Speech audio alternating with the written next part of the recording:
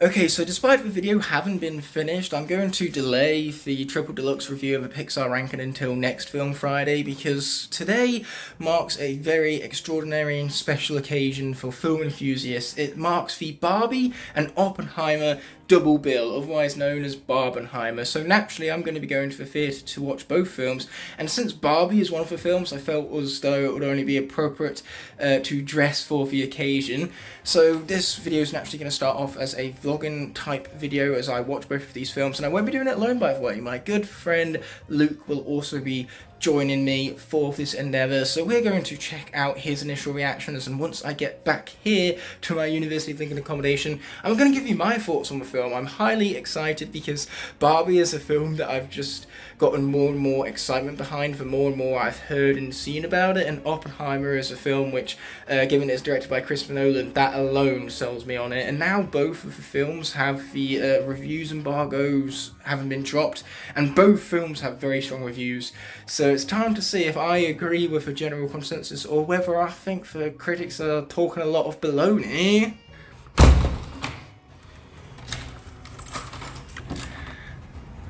There he is, the man with myth and legend himself. Hi. Are you excited for the double bill? Yeah, to be fair. You don't usually watch multiple films in a single day, not at the theatres at least. No, it's just, well, you know, why not? Plus we've got our passes, so... Yeah, we're going to take advantage of those, and speaking of taking advantage of things, I'm definitely going to stand out in this attire, but I'm totally alright with that. Yeah, you're a little bit, pink. And as for binging several films in one night in a cinema, it's a regular occurrence for me. 2 films is actually rookie numbers, and I'm very disappointed in Luke that he hasn't done it prior. Well, I'm doing it today. Yeah, it's about time. So there is the Odeon for the Lights of Chase. It's time for us to cross over here, and it's just begun raining, so I'm glad we're going to be in for Barbie screening very soon. It starts at 11:40, so we're 2 minutes through the ads. We've got to hurry up or we're going to miss the best part at this rate. Okay, so here we are with the kiosk. Without further ado, let's check out Barbie right up there at the top. It's almost like they want people to go watch this film. Surprisingly enough, it is a 12, so let's continue there with the 11:40 showing. It's a shame we missed those first 4 minutes of ads, but we need to find 2 seats right up near the front so Luke can see, so unfortunately this means we're going to have to sit next to people. Ugh! Yeah, luckily for us we have our member signing capabilities because we are limitless members, so these tickets are going to cost us absolutely the low price of nothing. So here we go, we're in screen 7, which is great because that's my favourite screen. We have actual space between the seats in there, as well as a good sound system. It's just a well-maintained auditorium, that screen, that 7th screen I should go as far to saying. But man, the weather certainly has seen better days, wouldn't you say? But enough of lollygagging, we have Barbie to get to, so we'll see you in 2.5 hours time once the film is finished. 2 hours later. Okay, so we're now done with Barbie. What are your initial thoughts? To be honest, I don't think it's a bad movie in the slightest, but there's just few little things that I don't like. It's like, first of all, Barbie Land is just, you know, Barbie rules everything, and it even appears that Ken doesn't even have a place to live, and you know, they flat out refuse to hang out with on everything. And then of course at the end, they're like, oh yeah, Ken is being more included. Where exactly? Because Barbie's back in power again. Ken has no authority. The president wouldn't even let them have their own like court or anything. It's just feminism. That's literally the film. Like, well, we can chalk this up to not fair film criticism, but Luke being an absolute sexist. I'm not being sexist. You say anything bad about this film, you're a sexist. That's how it works. It's like if you say anything bad about Black Panther, you're a racist. The film is sexist. It's like women can do everything and men are shit. That's literally the whole film. I'm obviously joking, and there is a lot more layers to this film, which I'm really excited to unpack myself. So if you want to stay tuned to the video, I'm going to share my thoughts at the very end. Like I say, I don't think it's a bad film, but that's what I took from it. Well, as for the rest of the film, I think Luke's trying to say that it's still technically well made, and for colour grading it is fucking fantastic. Yeah, it's very well made. It's just those aspects which I mean, I just love the contrast between Barbie Land and the real world. They really made those stand apart visually. They highlighted some true points. But in the end, I think the film did have a little bit too much going on, a little bit too much to juggle, so a lot of the ideas they explored were surface level. But that being said, I've already hinted at the fact that I really enjoyed this film, and I will be talking about it in more depth later. But for now, we have Oppenheimer to attend to. We do. Oh crap, we've got to hurry up or we're going to miss the Oppenheimer adverts again. So I've now acquired our tickets for Oppenheimer, and given that we're in screen 4, it meant that we had to go all the way down to the kiosks, only to come all the way back up again in order to watch this movie, but I cannot wait. It's time for 3 hours of pure epicness. 3 hours later. We're by the back entrance, you know, the one that nobody takes because it's purely for fire exit purposes. Yeah. But that being said, it's 3 hours later. What did you think of Oppenheimer? Well, I think it tells the story of Robert Oppenheimer really well. The cinematography was amazing. I also really liked what they did with the audio. Just a little long though. That's my biggest critique. It is a bit too long. Well, given that my area of expertise is post-production, I don't think the post-production of this film could have been any more polished. It was like I knew it was going to be good, and it hasn't disappointed. Yeah, but it wasn't on the same level as Barbie. I disagree. I think we could clearly tell what film Luke preferred. I can say Barbie wasn't bad. It's just there was many elements which I just didn't agree with. But there was Luke's reactions to the film's first time around, so we're going to get home so I can, review these films a bit more thoroughly. I'm back home for something that has marked an extraordinary occasion. Not only have 2 of the most anticipated films of the year came out on the exact same day, resulting in what's known as the Barbenheimer double bill, but more extraordinary than that is the fact that both critics and viewers have actually agreed with one another. But that's simply not possible. I know, I can't believe it either. Barbie has an 89% critical score and an 89% audience score on Rotten Tomatoes, whereas Oppenheimer has a 94% and another 94% on both critics and viewer scores alike. I tell you what, this weekend in terms of film history is no doubt unprecedented, and with the continued run of Mission Impossible Dead Reckoning Part 1, I'm hoping the box office is going to be really strong this weekend, because we've just had a summer full to the brim with blockbusters ranging from absolute masterpieces to just lackluster average movies. Like on one end of the spectrum we get Spider-Man Across the Spider-Verse, whereas on the other end of the spectrum we get crap like Little Mermaid and The Flash, and in between there's just a wave of mediocrity with stuff like Transformers Rise of the Beast, which was a film I liked, but boy, was it average nonetheless. So to have 2 films open on the same day with strong audience reception, I mean, you saw it from the Barbie kiosk, these films are completely selling out entire screens, and they're both just good movies. This is a really exciting time to be a film fan, and I finally get to talk to you unscripted completely about my initial reactions for both Barbie and Oppenheimer, one legendary double bill to where these films could not be any more contrasting if they tried, which is what makes this double bill so interesting. It certainly isn't a short double bill, because the 2 films combined have a runtime of almost 5 hours. And I tell you what, with Barbie, I was really excited for America Ferrera because she voices Astrid in the How to Train Your Dragon trilogy, so getting to see her and her voice work up on the big screen again. She hasn't actually starred in a film since How to Train Your Dragon Hidden World, so it was nice to get to see that gloriousness all over again. Obviously, America Ferrera does a lot more on the television side of things. She's probably best known as her role, or for her role, as Amy in Superstore.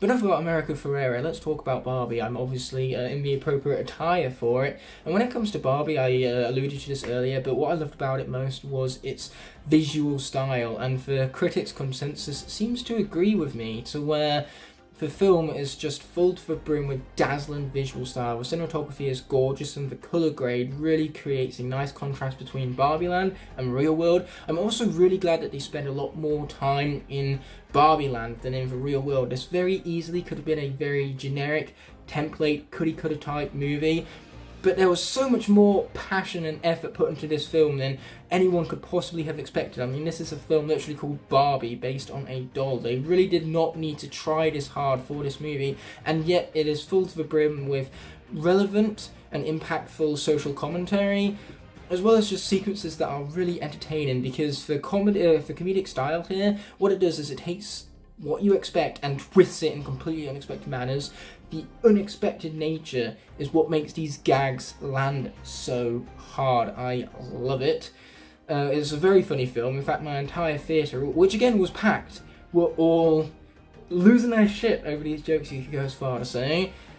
My main problem with the film is the fact that it's just trying to juggle too much all at once. Barbie and Ken are really the only characters with a character arc, and that's because the film clearly is trying to focus in on them. Everything else seems almost like an afterthought. America Ferrera her character and her daughter are simply in the story so that then Barbie can evolve as a character. If their own stories aren't very intricate, their arcs and their character growth kind of come out of left field, and they just wind up making decisions that aren't consistent throughout the movie. Those two characters are ones which, in any other situation, I would have just cut them entirely, but without them, Barbie can't grow.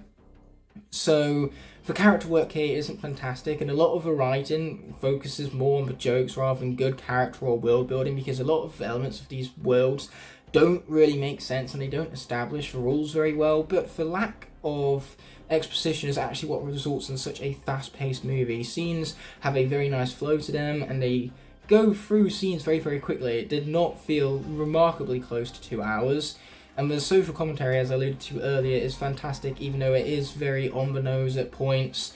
And then we have all these fast-paced moments, but then it really slows down to hit you on the nose with that social commentary and the character arc for Ken, which isn't subtle in the slightest. It's a shame that they have a lot more subtle and clever and creative elements mixed in with a lot of mediocrity, but that doesn't stop this film from still being incredibly strong with fantastic performances, mind you. Margot Robbie brings such energy into her role as Barbie, and she was perfect casting despite the producers making a joke about her being a little bit too pretty to prove a point within the film. But that kind of self-awareness is what adds for comedic value here. The entire film just oozes style. There's no other director that would have been capable of pulling off the sequences that are found in Barbie.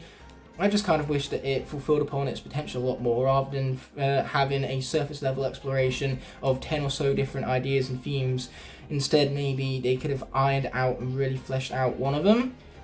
But hey ho, the film takes what you'd expect from it and twists it. It puts in a lot more effort than you expect, and right when you think the story is going in one direction, it pulls a twist and makes it go in another direction. Because I was very worried that the moment Barbie would leave Barbie world and go into the real world, I was concerned that this was going to be a fish out of water type story. Turns out Barbie, outside of human laws, she's not incredibly naive. She still has her smarts behind her, which is great, and it's what leads to the development of her arc so well, proving how capable she truly is, I suppose, and she goes beyond the looks. There's the fact that we go into the real world, and then rather than it being a fish out of water story, we just get a short sequence in there to wrap up the middle acts of the film before we go back to Barbie world and have to deal with the Kens, where unfortunately I dealt a really rough hand in this film. Though I don't agree with what Luke was saying. I think what Luke was saying was a very surface level understanding of the themes and the story within this film, but the fact that you do have that takeaway does have some negative connotations behind it, so there are going to be some people who really dislike this film. It could really go either way in terms of opinions, but the social commentary is important, and the way how this film could potentially inspire a younger generation of women, I love that about it. I'm sure my sister would have loved a film like this growing up, so I think it's about damn time that a film like this was released to create that important influence and that important impact on culture moving forward, especially gendered culture. But now, I'm going to take this off because I am way too warm, because it's time instead to talk about Oppenheimer. Okay, it's Oppenheimer's turn. I'm not sure if it's camera glitch or not, but my hands keep turning green, so whether or not that's picking up on the actual camera, I'm not quite sure of. But let's move on to Oppenheimer, a film that is so ambitious, so large in scope, and so perfectly crafted. Every single shot has style, substance, and meaning to it. And the way how they really chronicle the events of this one man's extraordinary life, we get to explore every aspect. And they cram it all into 3 hours, which is a very impressive runtime. Yes, you certainly do feel the runtime at points. I do think there was probably 20 or so minutes that needed to be cut here to maintain the momentum and the pacing. But the fact that its length and it gets a little boring at times are the most I have to say negative about it. Proves how good a film this truly is, because the technical craft behind it, what I love most is the way how it immerses and increases and elevates your emotion through the utilisation of sound. Because of the speakers in a theatre, you have to experience this film in a theatre. Streaming has its advantages, given that you can pause the film, you can take a break, you can even have it on the background whilst you do housework activities like cooking. So streaming will definitely have its benefits for a film like this. But getting to watch it in a theatre means that you get a theatrical experience. You get to see those incredible shots in 4K on a massive screen, and you get the elevated sound where it just cuts out entirely to let the shots linger and impact upon the audience. My entire audience, again, a completely booked out screening, they just sat in awe as they watched these sequences unfold before us, because this film, the editing is so efficient in the fact that its utilization of juxtaposing shots really elicits an emotional response within the audience. The choice of one shot to contrast the shot that came before it really does leave an impact on you, especially when they drain and zap all of the colour, and it's a very purposeful black and white filter as well, to not only help you understand and follow the story, but to leave that emotional impact, really drain the colour out of the situation. I suppose you could go as far to say this film has so many layers to it as well. It's a film I'm going to have to go back and rewatch, not because I had a surface level understanding of the film, I mean I was able to follow the events of the film still, but there's just so many intricate details that you can miss because it goes and flies by so quickly. And the time jumps in the film makes sense to ensure the audience is always engaged in the plot, because if we had just an hour chunk at the end with all of the law and governmental turning on Oppenheimer type stuff, if that all came as a last hour chunk and nothing else, rather than it being sprinkled throughout the entire story, then that final chunk would be even more duller than it is already. I mean, I must admit, the last hour was really where it started to drag for me. That's where I noticed the runtime of the film. The strongest parts of the film is the creation of the bomb and the ultimate testing of it, just because there is so much hype and weight upon those sequences. You're really hooked is the right word for it, because my eyes were glued to the screen for those sequences. Oppenheimer is a really sophisticated character, and obviously this being drawn from real life, that's what makes it so sophisticated, because humans aren't simple beings. We have emotional responses to things, and so the guilt that Oppenheimer feels over his creation being used for such destructive capabilities, he knew going into it that it was going to be destructive, but the loss of lives in the 6-digit range, I would be heartbroken. So that almost kind of obvious emotion behind it is what makes it so relatable to a mass audience, because we'd all, or at least most of us, would feel the same way. It's really compelling character writing, and the performances here are also spectacular. These films have two things in common, that being the acting and the cinematography flair, because they're both stylized films, and the actors have amazing chemistry with one another. They play off each other very well. Robert Downey Jr. playing a completely juxtaposed role to Iron Man, it gives him a great opportunity to showcase his acting skills, something he has came out and said he was very happy to put to the test after having played Iron Man for so long.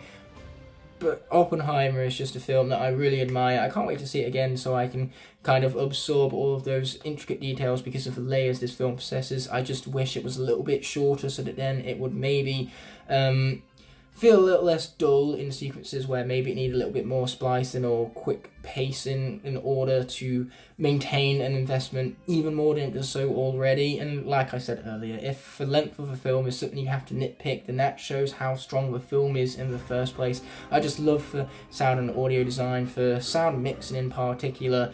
It just really helped to elevate emotion, and it sounded so crisp to make the theatrical experience that much more worth it. Christopher Nolan really knows what he's doing when it comes to these large productions, and the budget for this film truly went to something magnificent, because it creates an experience with all of the resources it had backing it up.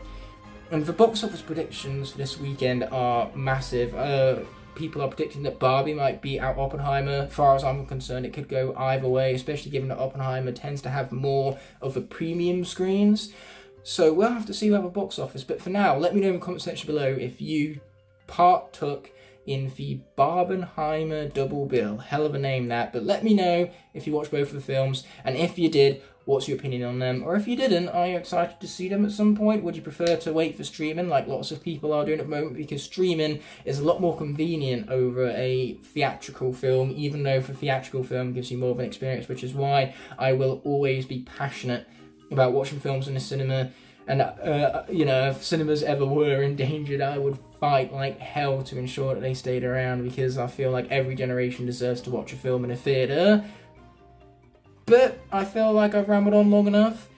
Naturally, my silences are proof that I'm running out of things to say, oh dear, so I'm going to end off the video here. I cannot, in good conscience, end off this video without first thanking all of my incredible channel members whose continued support help make these videos possible. Without them, these videos would be near impossible to make, so from the bottom of my heart, I truly appreciate every last one of them. If you enjoyed this video and would like to see more, there are plenty of options on screen now to explore, and please consider subscribing to keep up to date with all my content. On that note, this video is coming to an end, so thank you so much as always for watching. Until the next video arises, peace!